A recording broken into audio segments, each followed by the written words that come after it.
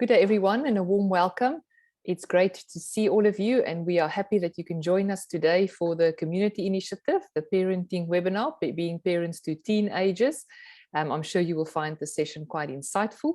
My name's Lizette de Villiers. I'll be the host this afternoon, and I will shortly hand to Pieter de Villiers, who's the presenter. Pieter is the author and functional developer of the Shadowmatch system. He still holds the role of Head of Research and Development at Shadowmatch. And Pieter has got vast experience of working with teenagers and young people. He did that for most of his life. So he's the best person to present the webinar, and I'm sure he'll say a bit more when I give the microphone over to him. And those of you that haven't seen, we have done a community initiative parenting webinar on the 15th of March. And that was all about being a parent to an adult child. So those of you that have teenagers, those teenagers will become adult children. So if you are interested in visiting and listening to that recording, you can go to our page. I'll post that in the chat, shadowmatch.com.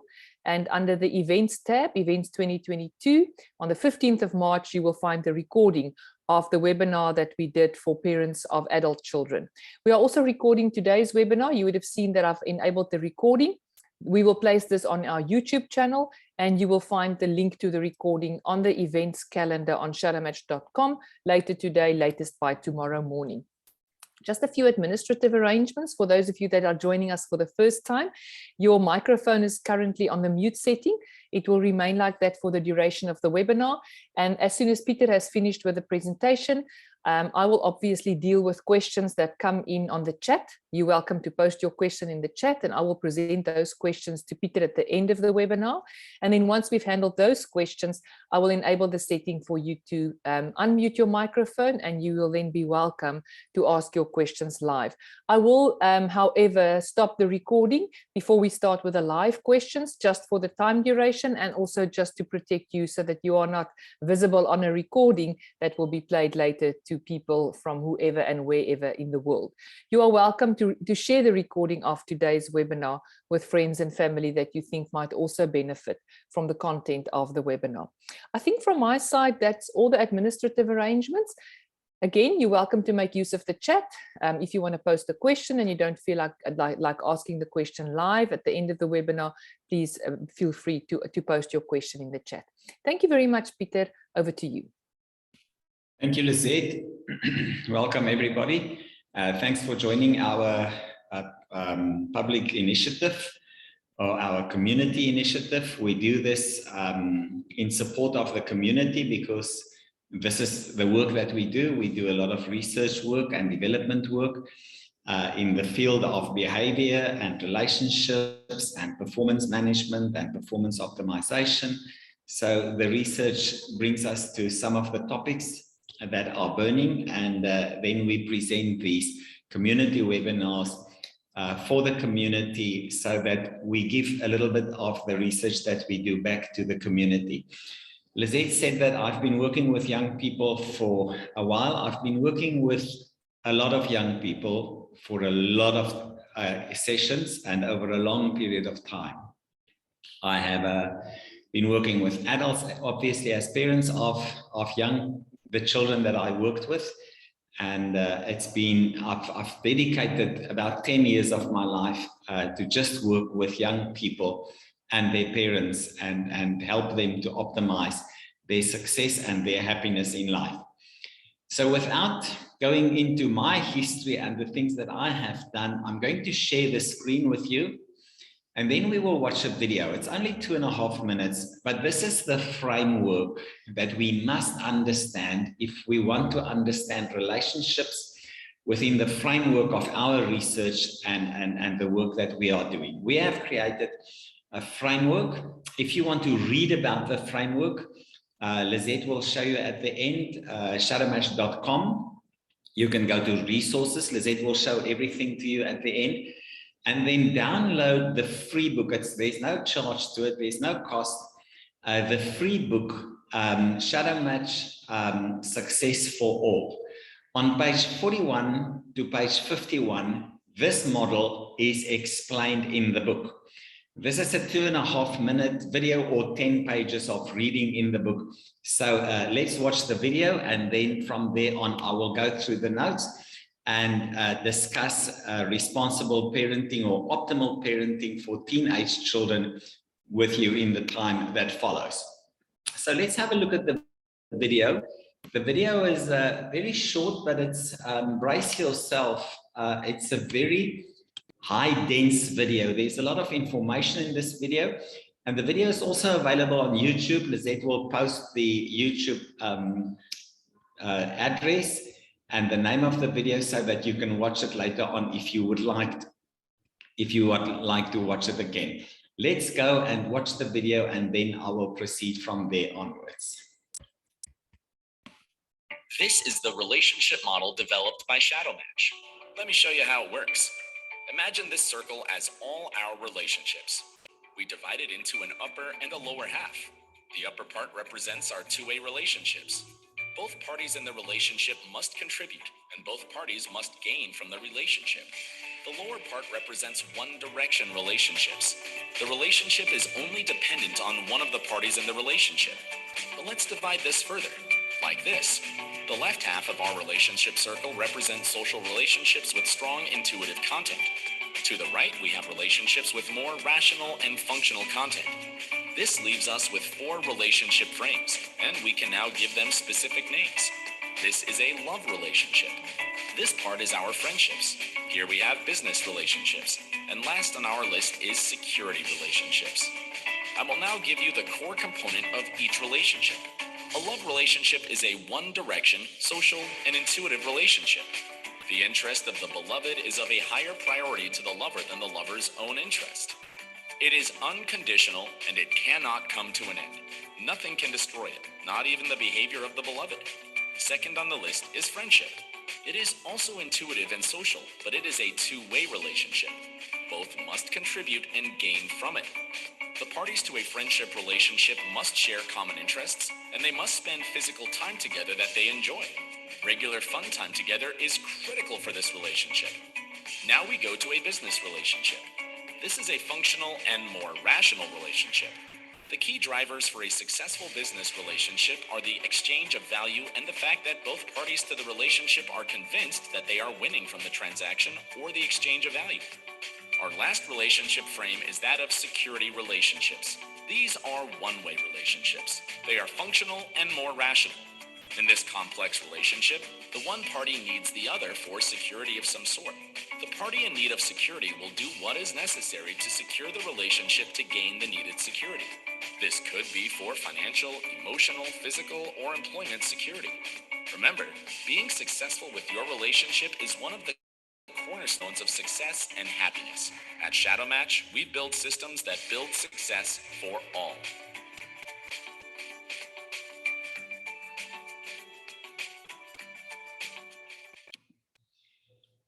Good. So when we talk about a parent-child relationship and the child is a teenager, in other words, from 13 to 17, 18, 19 years of age, sometimes a bit older, but that age bracket, this is a relationship that sits on this model. It sits in these two sections. In other words, it is anchored in a love relationship, but it functions also as a friendship relationship. I will explain it a bit in detail later on, but it never sits on this side. You will experience some of the things that you will discover today as the basic things that we as parents do wrong very easily. It's not a relationship that sits on this side. It sits on the social and intuitive side of our lives, and it sits as a love. It's anchored as a love relationship, but it functions as a friendship relationship. I will explain it. Just bear with me for a second. So it's deeply anchored in a love relationship frame. Now, let me just explain a love relationship. It's a relationship. It's a one-way relationship. In other words, it's not dependent on the other party. Let me explain it with a dog. If I have a dog and I love the dog doesn't pay me for my love. The dog doesn't give me anything. Maybe the dog is friendly and wiggle a tail or something like that, but the dog doesn't keep the relationship intact. I keep the relationship intact with the fact that I love my dog. Let's take the love of a child. If I love my child, I do not love my child because the child gives me something back. It's not something that the child earns. It's not something, some success that the child must have for me to love the child. It's a one-way relationship that's dependent on something that I have in me for the other party in the relationship. I love my child, and that's it. That's the end. Can my child end this love relationship with me? No, can't. He or she can do whatever they want. It will not end my love for them. If it does end my love for the child, it is because I never loved my child. That's simple, basic maths, if we want to call it that way. So the second part of this relationship is the everyday relationship with a teenager functions as a friendship relationship. What are the key drivers of a friendship relationship? We have common activities. We share physical time together around common activities. And when we do things together, we enjoy it, and we do it for the fun and the fulfillment, the happiness that we get from the relationship. So this is the principle of the parent-child relationship with a teenage child. Our next webinar is with younger children, in other words, primary school, 6 to 12 years old. There it's different. There, the relationship is in a different frame. It's only a love relationship, and the together with a child is to get a very good foundation of the love relationship. When the child becomes a teenager, 12, 13, 14 years of age, then the friendship part of the relationship becomes more important, and it functions more as a friendship relationship. So with this in mind, let's have a look at a few things that we must understand about teenagers, their needs, but also their challenges. Remember, dear parents, being a teenager is a specific challenge in your life. It's not an easy challenge to work through, and it's not an easy challenge to deal with. It's quite a challenging time of our development towards becoming an adult. And remember, 500, 600 years ago, somebody was regarded an adult when they were 14, 15 years old, 16 years old. They could get married, have children, and carry on with life. Now that it doesn't happen anymore. It's now a phase that's been extended because of the society that we have created. And I'm not a judge. I'm not saying it's negative. It's just the reality. Now the child has an extended teenage phase up to the age of 20, 22, 23, 25, sometimes even much later, where they have to study, they've got to go to university, etc., etc. So it makes the clear cut between being a child and an adult a bit more complicated. So let's have a look at some of the realities that we have when we deal with this type of a relationship. It's called a transition phase in life, or a transition development part of life. All transitions in life are challenging. This is something that we must understand. And that is when we go through a phase of change and transition. It's challenging, it's stressful, it's uncomfortable. And for teenagers, all these things are part of the equation. They go through a very challenging phase of finding their space in a new place. And that's the first thing that we must understand. It's a process of finding their space in a new place. What is this new place? It's somewhere between being a child and being an adult. Somewhere between I can do this, but I'm not yet allowed to do this. I would like to do this, but it's not a good thing for me to do it now. So it's a space between two spaces. I'm no longer a child anymore. I understand a lot of things of adults, but it's not really my world. I'm not there. I'm not in that place now. I am in between. And the process is to find my space in this new place of being an adult. Then they need to understand identity, especially their own identity. This is one of the challenges. Remember, our identity has many components. It's the place where I work and my career. It's the place where I stay and I come from. It is my family, my wife, my children, the structures around me. It's got to do with all kinds of biological things. Am I male, female? Am I tall? Am I short? What do I look like? Am I very fit, etc., etc., etc. So these things become, they must formulate a final identity. And it's not easy because they don't really know what it is. They don't have a career. They are at school at present, so that their career is I'm in school. But they don't have an identity around I'm an engineer or I'm a medical doctor or I'm a pilot or whatever it is. So it's a time of between being a child and a final identity as an adult. Then they make the most critical decisions in life during this phase. It's a time where they know very well that in this phase, absolute critical decisions must be made. Now imagine you are in a space that changes without a final identity that's been anchored in all these other things that I've just mentioned. And in this phase, you've got to make decisions about a career that might trap you for the rest of your life. And they know it. Remember, they know these things. Sometimes they don't say it, but we'll get to it. They're not stupid. They know this. They make decisions about relationships that they are in or they are out of certain relationships. They make decisions about their bodies, how they're going to manage their fitness, their health, their physical appearances, what they look like. And sometimes they make poor decisions. They put a horrible tattoo on their upper arm, and now at the age of 30, they hate this tattoo, and what now? But they've made the decision. So, the decision has been made in a time when it was very difficult for them to get a solid understanding of who and what they are and what they will be one day. Their society is largely defined in this period of time. I just spoke to somebody a week ago, that said that the majority of his friends are friends with him from school days, and that is 30 years back.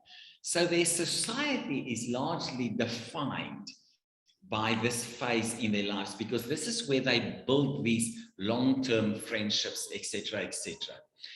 They have an inflated fear of failure. This is something that you must, as a parent, make a very critical note about. And that is that they have an inflated fear of failure, because once they experience a serious failure in life, their position of strength to deal with challenges is being compromised. And if that happens, the child is in trouble. The child can be in serious trouble if they have a critical failure and their ability to deal with the challenges of life is being compromised. Then they can either immediately fall in all kinds of troublesome experiences about the world. A lot of symptoms can manifest in their lives, and they can become seriously troubled in the way they engage their relationships and their world and their studies and their academic careers, etc., etc. All these things can be compromised once they have experienced a failure that made them feel internally like, I am not good enough. Their internal sense of strength is vulnerable. So it's very easy to create long-term damage to the teenager if you humiliate them, if you talk down to them, if you ignore them, because of their sensitivity for failure, their internal sense of being a strong person is very vulnerable, and that can be damaged very easily. So they've got a very thin skin, and we must be very careful that if we cause serious damage to their internal strength, sense of strength, they experience themselves as a failure, not good enough for the world, and then we have big trouble, and not easy to fix and to come out of it. They are more emotional than rational. This is quite important. Remember, in the early days of the child's development, 6 to 12 years, they are more physical than rational or emotional. They are physical beings. They are very aware of their physical activities, how they play, how they learn, etc., etc. From the age of 12, 13, 14, there's a swing. They become more emotional than rational.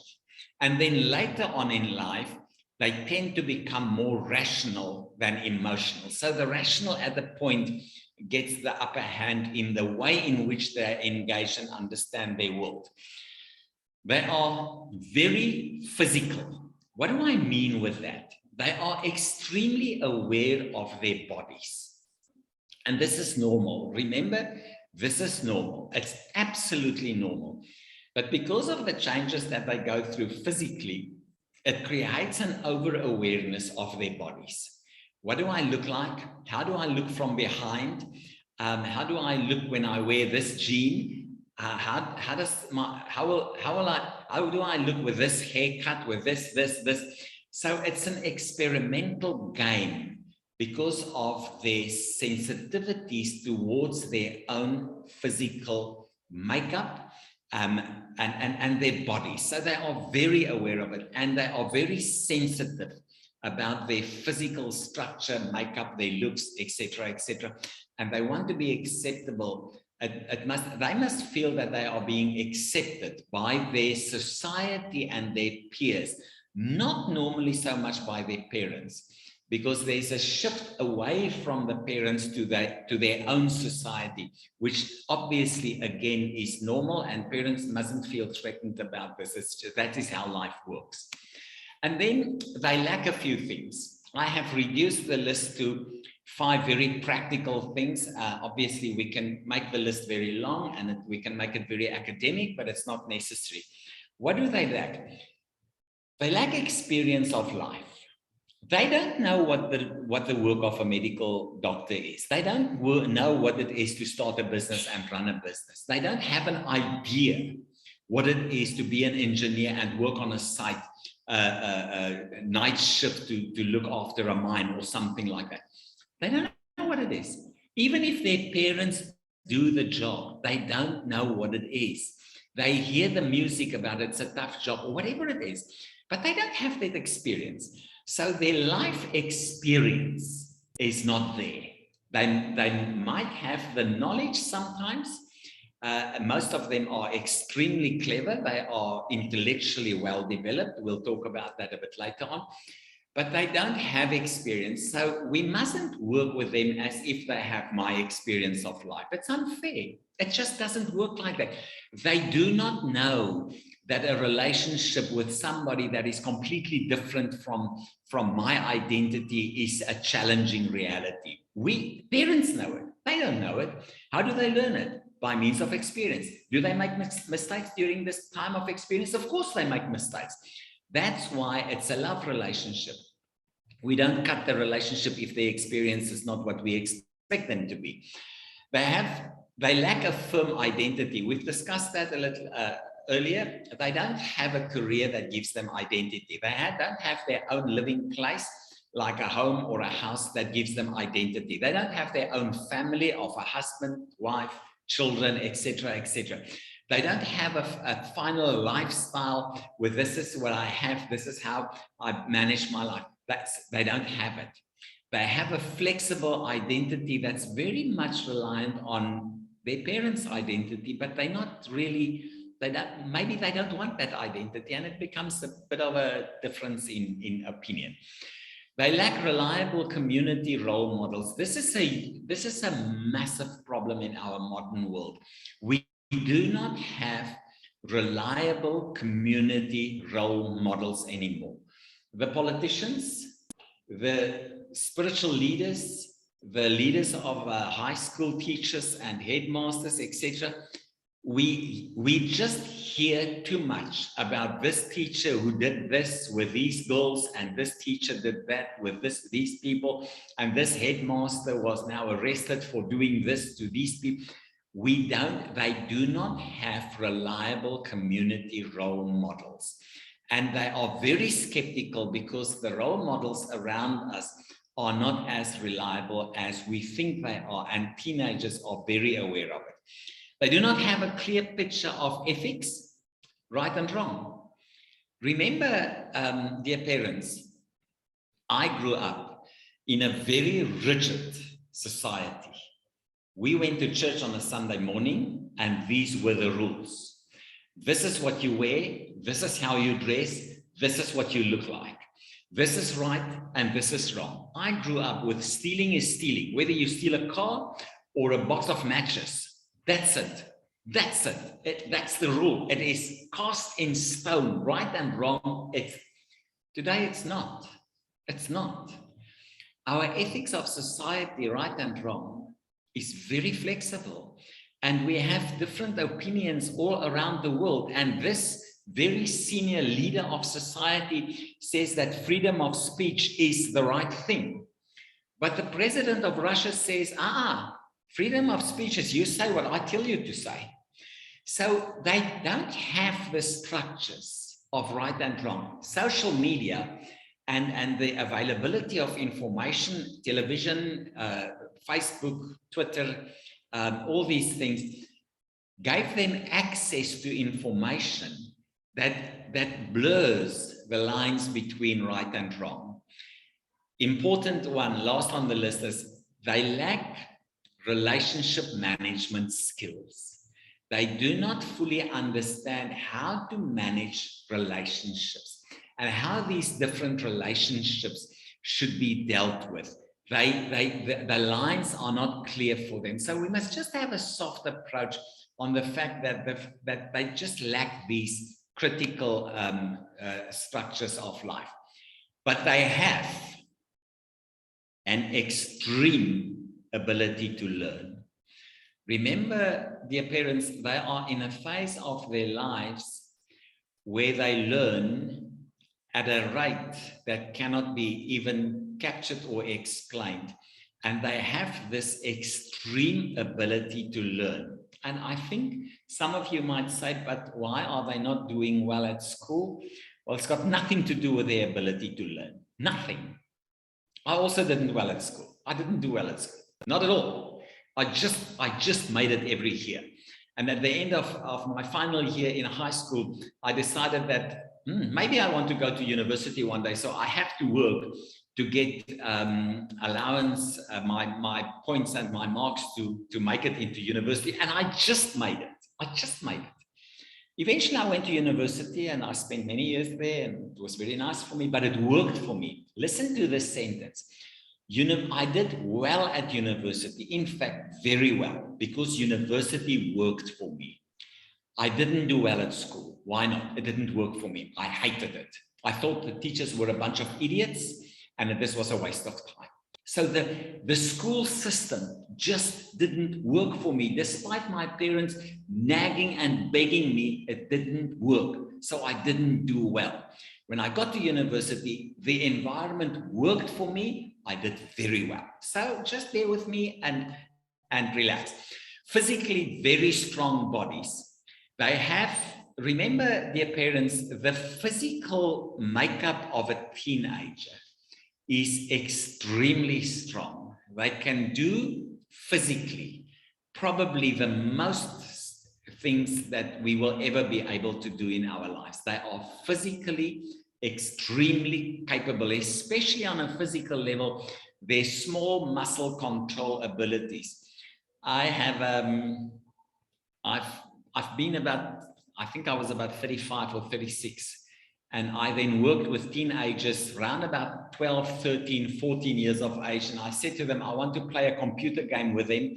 But the computer game was very dependent on hand speed. So you've got to press Control-Alt-9, then double M, and then enter to get your soldier into a specific position.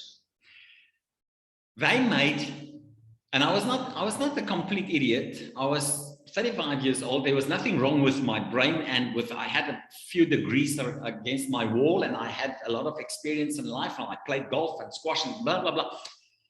They made 30,000 points. The lowest one of those teenagers made 30,000 points on the game.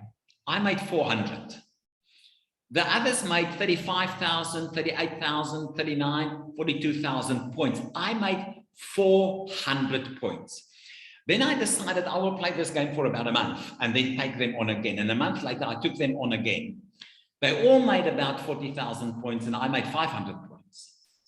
So don't think you can compete with them on some of these levels. They are smarter, much smarter than their parents.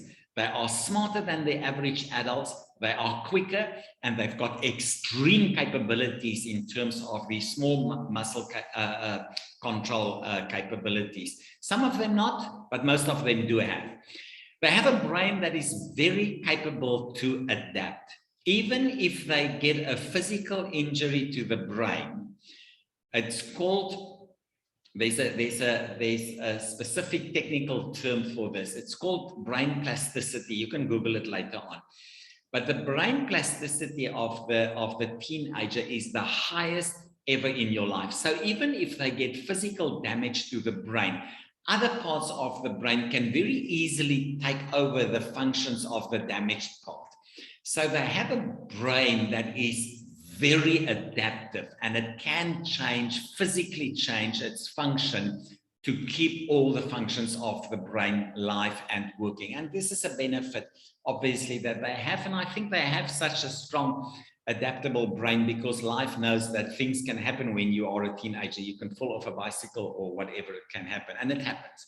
They have very strong, most of them have very strong social networks. This is quite important because these social networks give them a sense of meaning and a sense of connectedness in their society that is extremely important. And sometimes their social networks do not carry the approval of their parents. Just relax and just be aware of the fact that it doesn't carry the approval of the parents for a reason. There's a reason behind this, and the reasons we must just bear in mind that we must not be judgmental. We must try to understand. So what I will do now, dear parents, is I will give you 20 tips. This you won't read somewhere. Obviously, you might find it in some of the academic works, but these are the tips that I have learned over a very long period of time by working with teenagers every day of my life. Keep in mind that I have seen in counseling, as a minister of religion responsible for youth ministry, counseling and research in the Dutch Reformed Church for 12 years, and I've seen thousands of young people. So let me share with you what I have captured over the years as the things that parents, and just keep in mind, I have a soft approach towards parents, very soft, but I have a more soft and a softer approach towards children. So I am always on the side of the child. I'm always on the side of the child. If something goes wrong, I start by saying it's not the child's fault. So that's my starting point. Let's have a look at the 20 tips. Here we go. Don't ever nag a teenager. And we know what nagging is. We know what it means to nag. Have you done your homework? I've asked you, have you done your homework? When are you going to do your homework? Why haven't you done your homework? It's 7 o'clock. You haven't done your homework. Why didn't you do? Stop it. Stop it. It's not building the relationship. You must set an example of a hardworking parent, a parent that does the work that they are responsible for. The child, the teenager, will follow your example. It's an example following phase of their lives. They follow examples. Don't nag. Ask once. Leave it. Leave it. The teenager must deal with the fact that their homework were not done. Set an example. Don't nag. If you want the teenager to clean their shoes, clean your shoes. Start by cleaning your shoes.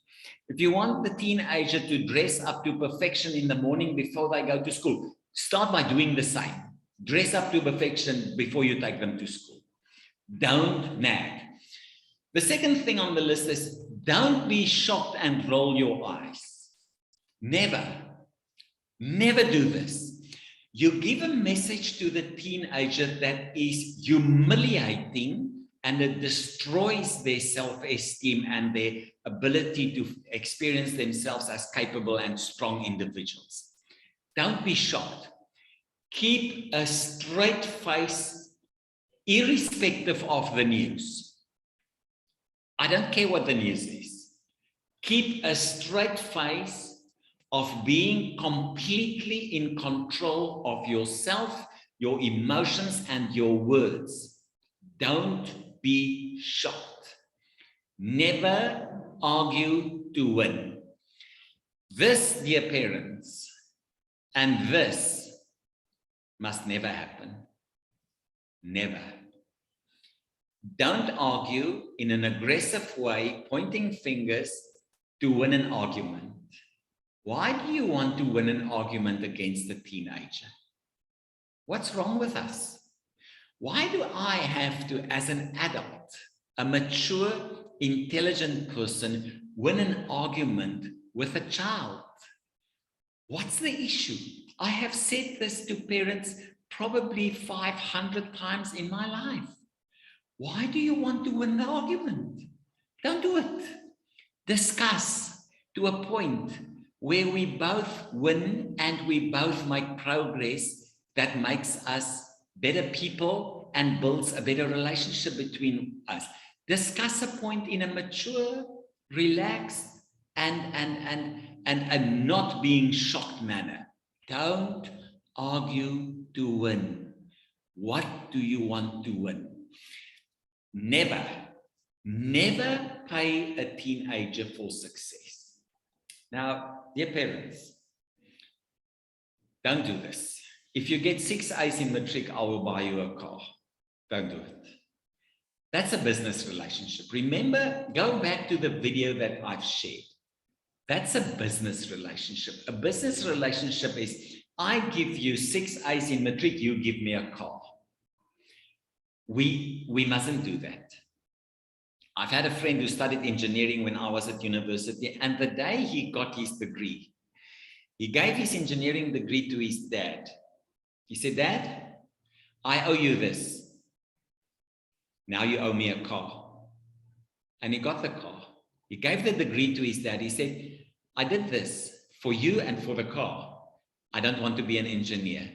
I'm going to become what I want to be now." And he became a traffic officer on a motorbike in a city as a traffic officer. He played a game of business because his parents defined the relationship as a business relationship. Don't do it. The relationship with a child, you can teach the child about business, but that's outside of the relationship. It becomes a game that you play with them to teach them the fun and the experience and the learning of running a business and paying for things. They will learn it anyway, but it's not in the relationship's interest to pay for success. Don't labor a point of difference. Never say, "I told you so, and if you have listened to me, so what? So what? What are you winning?" To always remind the child, "I've told you not to do this. And you know that this, when you started with this boyfriend or this girlfriend, I told you it's not going to work out. And now it's a mess. When you started with this musical instrument, I told you that you're not going to sustain and have the resilience to play it. I've wasted my time. And now we have a..." Don't do it. Don't do it. If you've wasted money on a music instrument, tough. That's it. You've wasted the money. Say to the child, "Well, maybe you've learned something. What did you learn from this experience? Not to buy a piano next time because that's more expensive. So use it as a learning point and not as a point of difference that I need to labor to humiliate the child and to make the child feel emotionally bad. It doesn't work. Don't say, I told you. Never say, I told you so. That's not necessary. They know it. They know it. So what you do is, so what have you learned from this? Let's discuss a positive learning outcome from what happened now. Don't labor the differences. Don't say, I told you this, because it doesn't build the child, nor does it build your relationship with the child. Don't ever tell as if you know everything. I experience, and over the years that I've worked with children, met thousands and parents, I experienced something that I just want to share with you. And that is that parents are of the opinion they know everything. Well, I have news for them. They don't. They don't know everything. And when they come to my office as the parents of the child, and they tell me what happened, and I start asking them questions, they soon find out, well, we do not know everything. And I say it to them. I am a bit outspoken on this because I'm on the side of the child. I say to the parents, so you've told the child to do this. So what do you know about careers? For instance, I had a child who didn't want to go to medical school. He wanted to become a pilot. So his parents forced him into medical school, and then end of year 4, he failed. And then they had this big thing because he now wasted the money. So I called the parents and I said, I believe you told the child to become a medical doctor. Yes. I said, so why did you do it? No, we know the child better than anybody else. I said, is that so? Give me your research. Give me your research and your analysis of medicine and medical doctors. What have you studied? No, we didn't study. Okay, so where's your final year high school results? No, I didn't make final year high school results. I don't have it. I said, so you don't really know what you're talking about. They were furious, but I was right. I was right. They don't know. They think they know. They don't. So when you have a teenager, you need to be honest and say to your child, well, my son, I don't know, but let's find out. Let's go on a journey, you and I, and we find out. Let's learn. I will do a little bit of homework. You do a bit of homework. We discuss. Maybe we discover something. But don't act as if you know something. The only thing that you get right is you prove to your child that you don't know. And they're not idiots, they know it. And they will eventually laugh at you and say, oh, you know what? They don't know what they're talking about. They say it to me. The children used to say it to me. They would say to me, oh, my parents, they make a noise. They don't know what they're talking about. And when I discuss with the parents, I find out that the child is right. Don't humiliate. Never humiliate your child. Never raise your voice. Never raise your hands. Never. It's against the law, by the way, and it's against all good psychology. Don't raise your voice or your hands for your child. Never. Don't do it. You will pay a price that you are not prepared for. You will pay a price that is much higher than what you are prepared for. I once had a discussion with people, and the one parent said, I've been given hidings by my parents 7 days a week, and there's nothing wrong with me. And I then reacted saying, who told you there's nothing wrong with you? Where do you come from? Who gave you the advice that there's nothing wrong with you? Look at your aggressive behavior in front of an audience. There's a lot wrong with you. He was furious with me. But I don't take that kind of remark. So I push back on it. Don't do it. Don't raise your voice and don't raise your hands against the child. Never. Then don't be stupid and behind. Dear parents, if you want to be a smart parent, you must be in front of your teenage child all the time. You cannot say to your child, I don't want you to be on TikTok. If you are not on TikTok and you have substance of reasons why they shouldn't be on TikTok. You can't say to your child, I don't want you to do this and this, unless you have substance, you are above them, you are in front of them, you know more, and you can stand an argument that is an intellectual discussion with your child and say, these are the reasons, my son, my daughter, this is what I don't like about this, and these are the reasons for that I have not wanting you to do this. Don't act as if you know and you are behind. Remember, they're not stupid. They've got access to all the information in the world, and they've got friends, and they've got their friends, have got parents. So they live in a world where they are informed. Just be on top of it, be intelligent, be in front of them, and be the senior person in the relationship on all levels, Don't try to shout something right. Discuss, have a nice discussion, and have a positive discussion with your child, and don't expect your child to be somebody you are not. Then, this is what we must focus on as parents. We must have respect for the teenager as we have for anybody else. The highest respect must be for the teenager in your house, the respect that you have for anybody else. That respect must be in your language. It must be in the words that you select. It must be in the way you discuss things, in the way you are maybe indifference. But everything must show that you respect this individual as a 13, 14, 15-year-old, as you respect anybody else that hold high respect in your life. If you don't expect them to respect you. Now, dear parents, this is important. Now we come to the final but the most critical part of our learning today. The relationship between your child will pay you back. That there's no question. When they are out of the house, out of school, out of university, the investment that you've made into their lives will come back to you, and you will pay the price. If the investment was a positive investment of respect and dignity and a good positive relationship, it will be a wonderful return.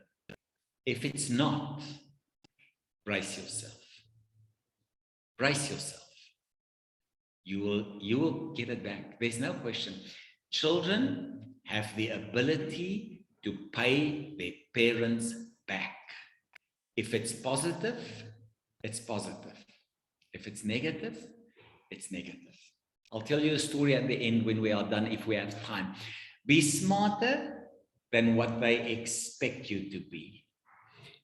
Just be the smarter person.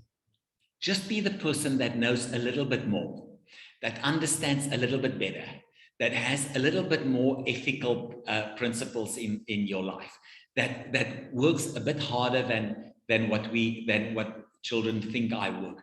Just be that person that is smarter than what your child expects you to be. Never fall into the trap where children think my parents are idiots. Don't. Be smart. You have a responsibility to set the smart example to raise smart children. Spend fun time doing things together. This is probably the most important practical tip that I can give parents.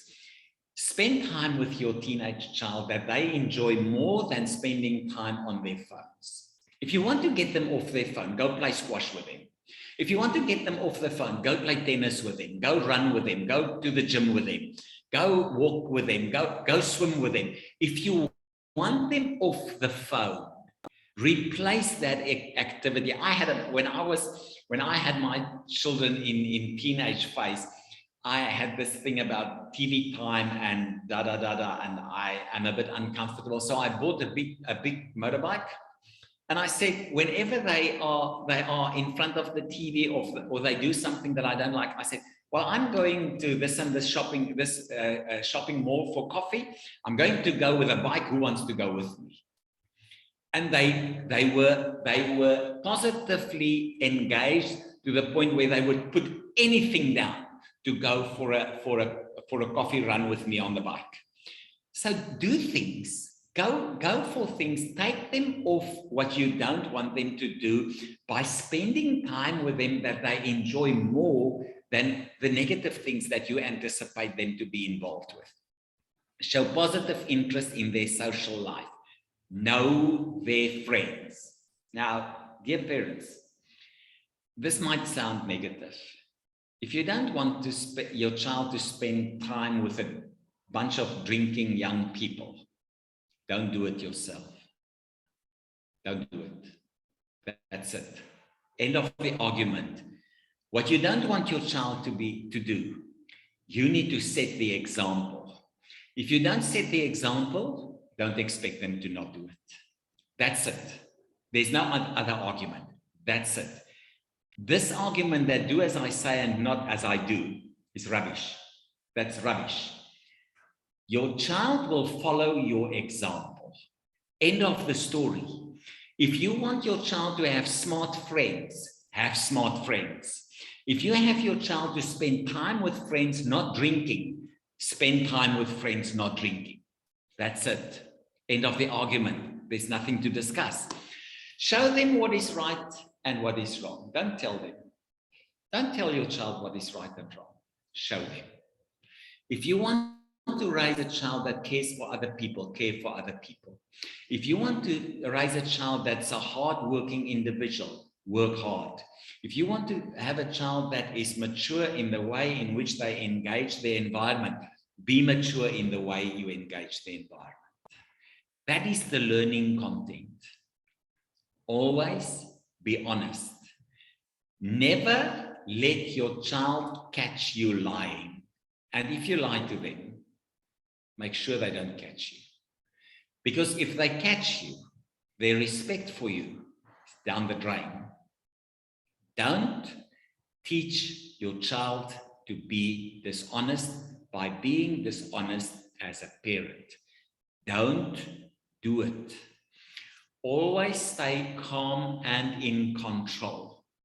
This, dear parents, is probably one of the most critical things that we can learn in parenting. Always be together, in control and calm. Never lose your cool. Never. Because it approves to them to lose their cool, and one day they might lose their cool towards you, and it might not be a good result. Very important, you must be the most reliable person that they know. If you say to a teen, well, any child for this matter, any child, I'll meet you at 7 o'clock at the gate. It's not 7:05. It's not 6 minutes past 7. It's not 7:10. If you say to the child, we will do this on Saturday together, there's no way of saying, no, I don't feel like it anymore, or something else happened. Never. You must be the most reliable person that child knows. The child must say, if my parents said 7 o'clock they'll be here, and your watch says it's 7 o'clock and it's not here, it's because your watch is not right. My parents will be here. This is absolute critical because it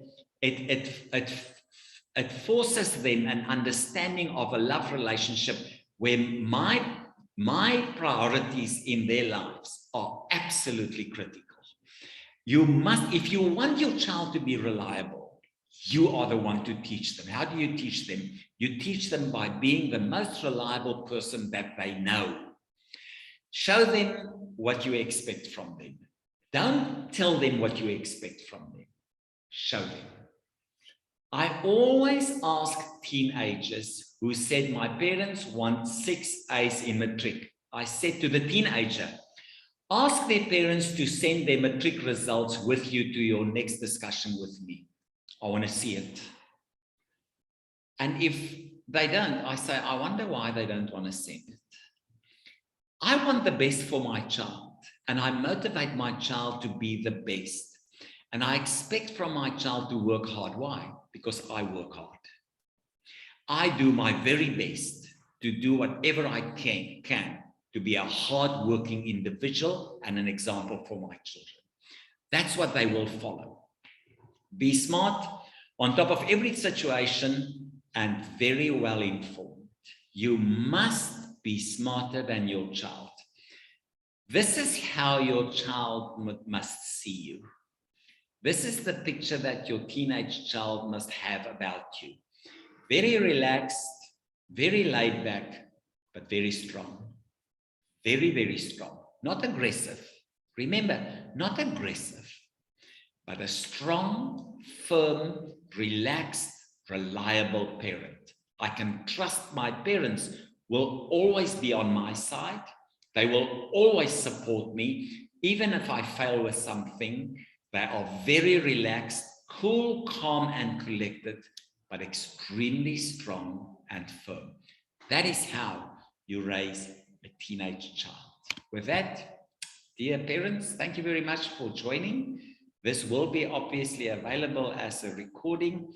Shadowmatch provides a parent-child relationship report. This is a perfect way to build an optimal relationship with your teenager without conflict and arguments, and Lisette will show you where to find it. Lisette, thank you very much. Thanks, everybody. I will handle questions afterwards.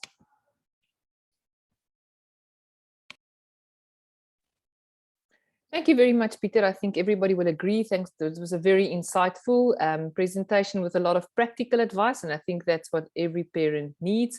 So thank you very much for that. And we are almost out of time, so I would like to keep it to an hour. So before I allow for questions, let me just show you to those of you that don't know where you can find the parent-child relationship. So I'll share my screen. So if you would like to do a parent-child relationship, you go to shadowmatch.com. That's the URL, www.shadowmatch.com. You will land on this web page.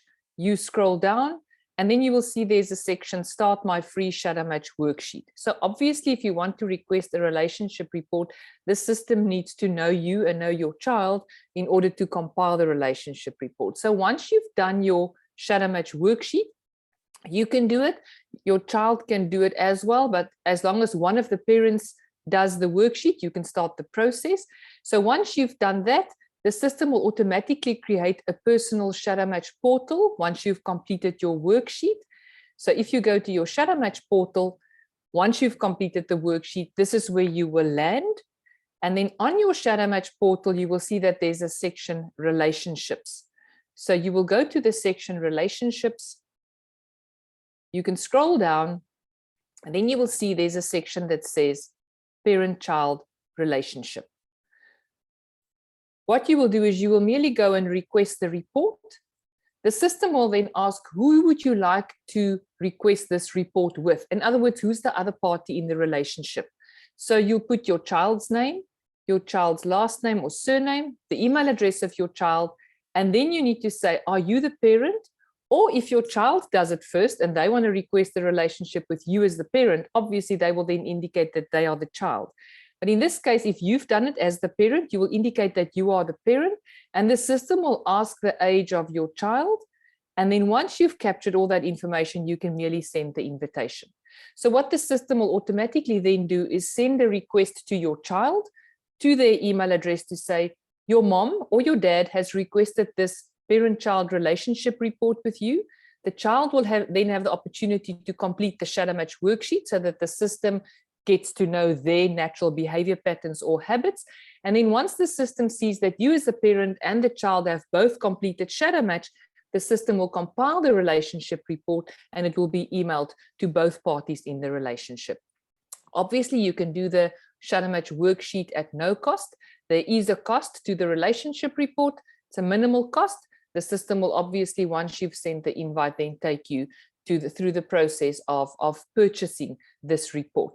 I think that if you have any more questions and it wasn't clear enough, you're welcome to email us. You can email us to an email address info@shadowmatch.com, or info@shadowmatch.co.za. Before I enable the setting for you to unmute your microphone, allow me to stop the recording and just thank everybody for attending. It was great seeing you. The formalities are now over. You're welcome to stay should you have questions. I know there's one question from Jan. So as soon as I've enabled the setting, I would ask Jan to go ahead and ask his question. Thank you very much for your attendance.